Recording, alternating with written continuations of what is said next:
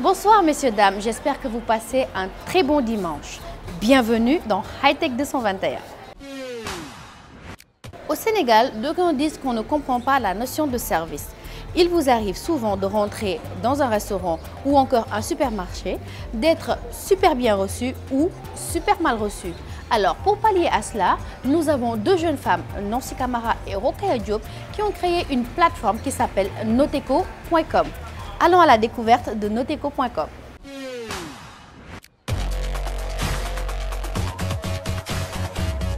Chaque jour, les consommateurs sont confrontés à des situations qui peuvent être désagréables par rapport au service clientèle.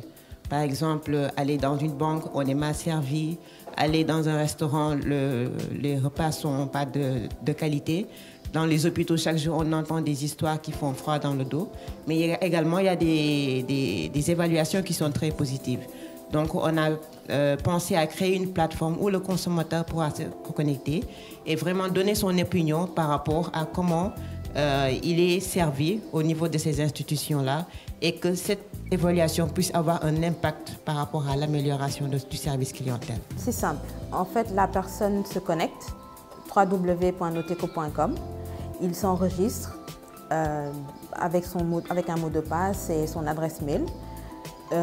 Et après ça, il a accès à tout un répertoire d'entreprises, que ce soit des banques, des compagnies d'assurance, des restaurants, hôtels, télécoms, les postes de santé, les hôpitaux, etc.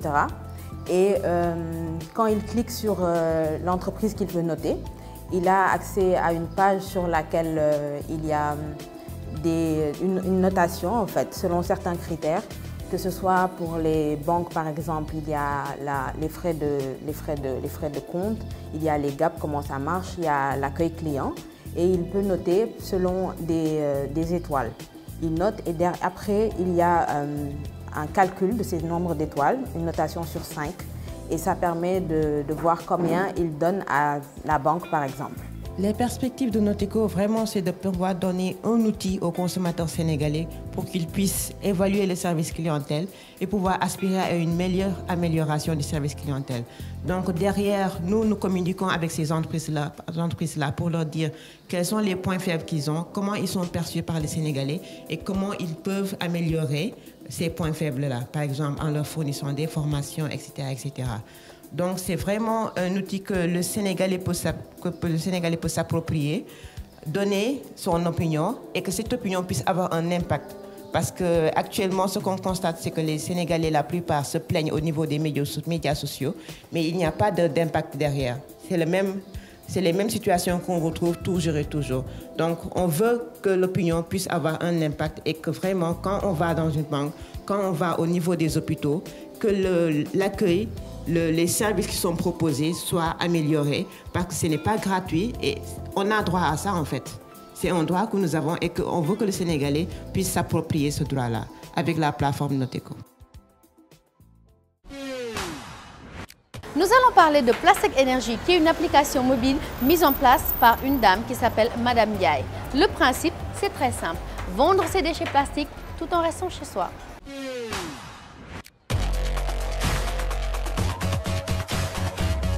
Mon projet s'intitule Plastic Energy. C'est un projet qui consiste à créer une application mobile déjà qui permettra à tout un chacun de vendre ses déchets plastiques tout en restant chez soi. Et ensuite, ces déchets plastiques seront acheminés vers notre structure qui se chargera de les transformer en carburant et en gaz pour produire de l'électricité. L'idée m'est apparue parce que je suis déjà quelqu'un de très curieuse. Je me posais la question tout le temps à savoir pourquoi est-ce qu'en recyclant le plastique, on faisait toujours de telle sorte qu'il redevienne plastique encore. Donc je me suis dit pourquoi pas faire retourner le plastique en sa matière première qui est le pétrole déjà. Je suis jeune entrepreneur, j'ai travaillé dans le milieu de la mode, j'ai créé 2 marques de vêtements déjà. Ensuite, j'ai eu à créer avec une communauté locale qui se trouve à Thiès, une unité de transformation du Kenkeliba en infusion.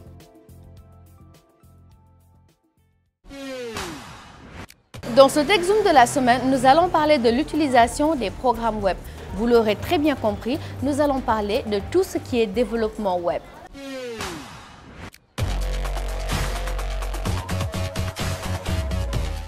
Le développement web consiste à créer un programme en utilisant les langages de programmation web. Idématic est spécialisé dans l'utilisation de ces langages serveurs et clients. Comparable à un logiciel, créer un site internet démarre par une analyse, puis l'expression des besoins du client, enfin le choix d'une solution correspondant à ses besoins et son budget. À quoi consiste le métier du webmaster ?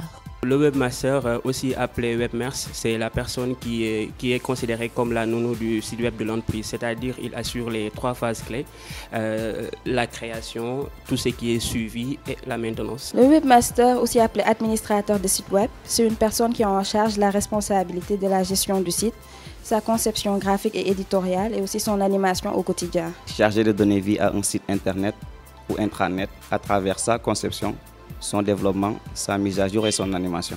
Veille à la gestion technique du site et au développement des applications. Le webmaster, appelé également webmaster ou administrateur de site, est la personne qui a en charge la responsabilité de la gestion d'un site internet, de sa conception graphique et éditoriale à sa maintenance en passant par sa mise en place technique et son animation au quotidien, mise à jour du contenu, analyse du visitorat, référencement naturel. Quelles sont les activités et les tâches du webmaster? Pour les activités, elles sont diverses, mais pour les tâches, les principales sont le développement du site. Avant tout, il y a d'abord la création du site, c'est-à-dire tout ce qui est développement du site web. Donc c'est une personne qui doit maîtriser tout ce qui est langage de programmation. Le webmaster a une fonction large qui allie quelquefois technicité et travail éditorial. Son entretien et aussi le développement de la communication pour faciliter un meilleur échange entre les clients et les services. Après, il y a le suivi et l'analyse des audiences et tout ce qui est amélioration continue. Il fait naître le site et le fait vivre. Il met en forme les contenus et propose des solutions attractives et conviviales aux utilisateurs du site. Quels sont les domaines de conception? Les domaines de conception sont .net, .org et .sn. .org par exemple pour les organisations. Les domaines de conception sont divers aussi. Il y a .com pour les entreprises commerciales. .business, .info. .net pour tout ce qui est network et tout ce qui est domaine de second niveau, c'est-à-dire où l'entreprise décide même de joindre le nom du domaine initial et son propre nom. Mais les principales sont .org, .com, .public, .net, .sn. Le webmaster est un véritable touche-à-tout.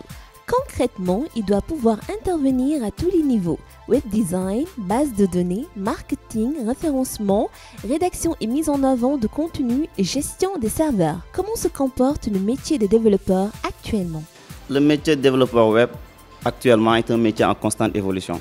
C'est un métier en plein essor et cela permet la création de logiciels spécifiques pour chaque secteur. C'est un métier qui est en perspective parce que toutes les entreprises s'orientent dans tout ce qui est digitalisation. Le métier de développeur web connaît une ascension fulgurante ces dernières années. Car ça s'exerce dans l'informatique de gestion comme dans l'informatique industrielle. Ils ont tendance à digitaliser leurs activités. Dans laquelle va être utilisé le logiciel. Ils font appel de plus en plus à des professionnels. Autant en termes de salaire que de recrutement et d'attractivité. Rend certainement plus facile qu'ailleurs le travail à distance ou le télétravail. Donc c'est un métier qui promet quand même. Quelles sont les difficultés rencontrées? Les difficultés sont énormes. Parce qu'il faut savoir que travailler dans le web n'est pas chose simple. Distance d'intelligence artificielle. Parce que vous savez, aujourd'hui, les entreprises ont tendance à intégrer les boîtes d'intelligence artificielle. Mais ce qui peut poser un obstacle, c'est la communication. Parce que le webmaster ayant une équipe derrière lui. D'abord, physiquement, rester assis pendant 8 heures de temps à manipuler des ordinateurs n'est pas facile. Tout en pouvant imposer ses idées et avoir un bon sens de l'écoute. Intellectuellement, surtout avec le développement de la technologie, il y a trop de choses à savoir dans trop peu de temps. Aussi, Internet étant un monde qui évolue, il faut qu'il se prépare continuellement aux nouvelles technologies. C'est un métier aussi à risque qui est menacé de disparition dans un moyen ou long terme. Bien pratique pour être parfaitement autonome et réactif, surtout dans les PME et les TPE qui ne peuvent pas embaucher un webmaster pour plusieurs tâches et généralement sans service technique intégré. Nous allons passer à la rubrique Tech Guest avec Basile et nous allons découvrir en même temps que vous son invité.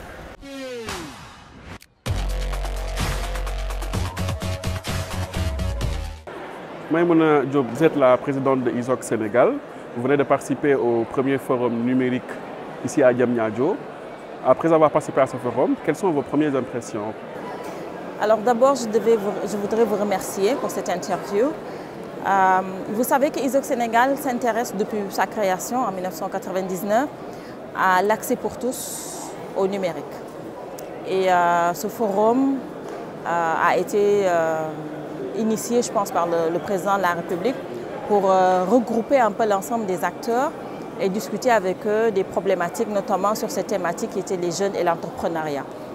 Donc je pense que c'est une belle initiative. Ce que nous souhaitons, c'est qu'au-delà du forum, qu'il y ait des choses concrètes, parce que le Sénégal est entré dans la société de l'information avec sa première stratégie qui a été définie en 2001. Et dans les visions d'ISE, en 2005, le Sénégal devrait être un pays émergent grâce aux nouvelles technologies. On est aujourd'hui en 2018 et il y a beaucoup de choses qui restent à faire, malgré beaucoup d'efforts ont été faits, beaucoup de pas ont été faits. Mais on est dans un monde où la technologie avance très vite. Donc il faut qu'on soit proactif. Et aujourd'hui, en fait, moi, ce que je dis aujourd'hui, c'est qu'on salue l'initiative et on espère vraiment que tout ce qui a été dit ici sera mis en œuvre. Mais vous l'avez remarqué, depuis le début, quand même, on fait des conférences, on fait des forums, etc. Il y a des choses qui n'ont pas bougé. Est-ce que ça ne sera pas le cas, selon vous, pour ce forum? Qu'est-ce qu'on doit faire quand même pour essayer de booster le numérique dans cette zone? De nature optimiste, je dirais que je suis toujours optimiste. Et la technologie a toujours tiré l'État. La technologie a toujours été en avance. Les textes s'adaptent à la technologie. Les textes s'adaptent à un écosystème qui évolue. Et je pense qu'il faut saluer aussi peut-être la réactivité du chef de l'État qui a eu à mettre en place cette structure, cette nouvelle structure qui doit accompagner l'entrepreneuriat des jeunes pour la création d'entreprises rapides. Parce que tout le monde sait aujourd'hui que la problématique qu'on a au Sénégal, c'est la mise en œuvre. On n'a pas de problème de réflexion, on n'a pas de problème de vision, on n'a pas de problème de perspective. Le problème qu'on a, c'est la mise en œuvre. Mais que faut-il faire? Est-ce que les bonnes personnes sont, comment on le dit, les bonnes personnes à la place? À la bonne place. À la bonne place. Alors, je pense qu'en analysant, parce qu'avant de venir à ce forum, j'ai quand même fait un texte que je vais d'ailleurs envoyer en contribution de ISOC. En analysant ce qui a été fait depuis 2001, je pense qu'on peut se réjouir qu'il y a eu des pas, des avancées. Le Sénégal n'a pas perdu beaucoup de choses. Mais la rampe sur laquelle on était parti, on ne l'a pas éteint. Et ça, si on se pose des questions, comme je disais, c'est dans la mise en œuvre. Aujourd'hui, la gouvernance du secteur pose problème. Et je pense que le chef de l'État l'a compris et c'est pour ça qu'il a proposé cette rencontre. On a beaucoup de domaines où il n'y a pas de bonne gouvernance, il faut le dire. Et je pense qu'il faut qu'on se reconnaisse ça pour pouvoir avancer. Ne serait-ce que le secteur public, si je prends l'État, qui doit être le leader, qui doit avancer les choses, qui doit proposer, qui doit mettre en place l'environnement, l'État aujourd'hui a un problème d'organisation dans la gestion du secteur. Le ministère qui est en charge du secteur n'a pas les moyens d'assurer tout ce qu'il y a faux. On n'a pas, comme dans les autres pays, comme le Rwanda, une grande agence sous la houlette du chef de l'État ou du Premier ministre qui drive le secteur. Donc les organes consultatifs que le secteur privé appelle, c'est bon. Mais je pense qu'il faut qu'on réfléchisse à voir comment on met en œuvre ce plan d'action. Qui va faire quoi et surtout mais avoir un planning et un rétro-planning. Mais déjà le plan Sénégal 2025 est déjà là. Il est déjà là. Il est déjà là. Il y a un plan d'action. Ce que je dis, c'est dans la mise en œuvre de ce plan d'action-là. Quel est le planning? Qui va faire quoi? Et surtout, quel est le rétro-planning? Parce qu'on planifie, mais on n'a pas cette préactivité qu'il faut pour que quand il y a quelque chose qui bloque, qu'on puisse trouver des solutions parce qu'on a un rétro-planning derrière qui nous met qu'il faut qu'on y arrive. Aujourd'hui, le Sénégal a besoin de managers qui sont capables, comme son champion qui est Sanatel, d'avoir d'excellents managers qui peuvent manager ce secteur-là et avoir des résultats. Nous espérons franchement que ce nouveau ministre qui vient d'arriver, qui a commencé à mettre en place les choses, puisse arriver à mettre en œuvre, ne serait-ce que la stratégie qui est définie. D'abord l'adoption des textes. Il faut qu'on adopte ces textes pour qu'on soit légal. Ensuite, la mise en œuvre des actions, que ce soit pour l'accès, que ce soit pour l'organisation du secteur, que ce soit pour la promotion de l'entrepreneuriat, etc. Tous ces fonds-là sont là. Il faut maintenant que ces fonds soient disponibles et que les gens sachent où trouver l'information. Effectivement. Si j'ai besoin de savoir où est l'information, je ne sais pas. On est dans un monde où tout est sur Internet. Sauf pour le cas du Sénégal, le plus important n'est pas sur Internet. Alors, Alors, une dernière question avant de vous remercier. Les entrepreneurs pleurent, c'est le mot que je vais utiliser tout le temps, parce qu'il n'y a pas de financement. Que faut-il faire? Parce que vous, quand même, vous êtes quelqu'un qui a débuté dans le milieu et qui a accompagné le développement d'Internet. Est-ce que vous avez une petite stratégie pour ça? Alors, je pense que les entrepreneurs pleurent, c'est vrai. J'ai accepté d'être jury dans plusieurs challenges et on se rend compte que les jeunes se décarcassent, se donnent. Ils ont de beaux projets, mais le financement manque. Ils démarrent, après ils se rendent compte que ça ne marche pas. Ils investissent tout ce qu'ils ont, mais ça ne marche pas parce qu'il n'y a pas cet accompagnement-là. Je pense qu'il faut stratifier le secteur. Il y a des grandes entreprises, il y a les petites entreprises, il y a les très petites entreprises. Et il y a tous ces jeunes-là qui n'ont que des idées et qui cherchent quelque part où ils peuvent être aidés pour que ces idées deviennent des projets et pour que ces projets-là deviennent des entreprises et que pour ces entreprises grandissent. Donc quand on regarde l'échelle, on a des grandes entreprises, on a un accélérateur qui est le CETIC, mais on n'a pas d'incubateur, de vrais incubateurs où le jeune vient avec son idée et on accompagne l'idée jusqu'au projet. C'est ça là qu'il faut qu'on mette en place pour que la pile puisse tenir. Sinon, il y aura toujours les grands, il y aura toujours les petits, mais il n'y aura personne au milieu. En tout cas, Maïmouna, merci. Merci d'avoir accepté votre invitation. Avant de vous quitter, je voudrais vous inviter à AIS, African Internet Summit, qui va se tenir en début mai, où ISOC organise 14 activités. Et je vous serai vraiment ravie qu'on soit là pour parler du développement. Voilà. Maïmouna Diop, merci beaucoup. Merci. Nous partons tout de suite pour une nouvelle aventure de Tech Tips.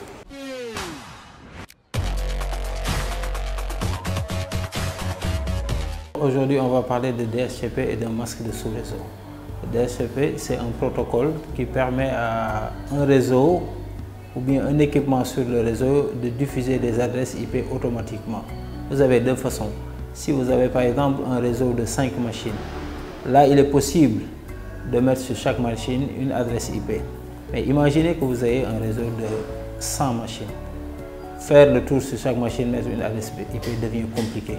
C'est en ce moment que vous activez sur un équipement, un routeur ou bien un serveur, ce qu'on appelle le service DHCP. Et en ce moment, ce protocole permet de donner à chaque machine du réseau une adresse IP. Quand on dit une machine du réseau, ça peut être un ordinateur, un téléphone portable.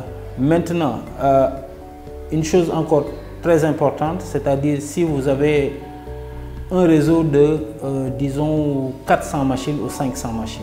Là encore, c'est plus intéressant. Là, on va parler de masque de sous-réseau. Parce que par exemple, si vous vous limitez par exemple à un masque de /24 où on peut définir 3.255.0, avec ça, vous serez limité. Vous n'allez avoir que 254 objets connectés sur ce réseau. Mais si vous passez par exemple d'un masque /24 à /16, donc ça veut dire 2 fois 255 et 0 encore, en ce moment votre réseau est plus important. Vous pouvez avoir plus de 500 machines. C'était tout pour ce tips. Je vous donne rendez-vous la prochaine fois.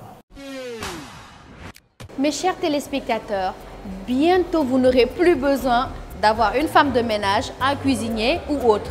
En attendant, laissez-moi vous présenter le robot qui nettoie la cuvette de vos toilettes pour vous.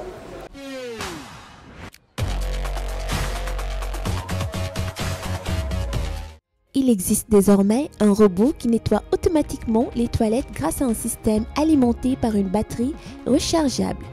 Plus besoin de se salir les mains, il fait tout le sale boulot à votre place. Sphinx peut nettoyer la cuvette et le siège des toilettes en seulement 90 secondes. Il peut éliminer jusqu'à 99% des batteries présentes sur les toilettes. Son système est adaptable à près de 98% des modèles de cuvettes de toilettes existants sur le marché et peut supporter un poids maximal de 150 kg.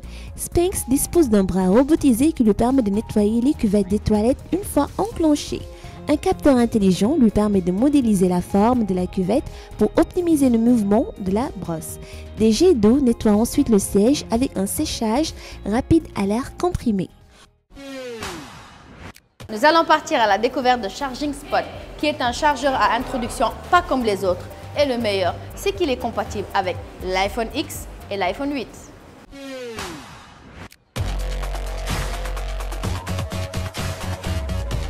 Le chargeur à induction Charging Spot 4.0 est le premier produit à bénéficier de cette nouvelle technologie.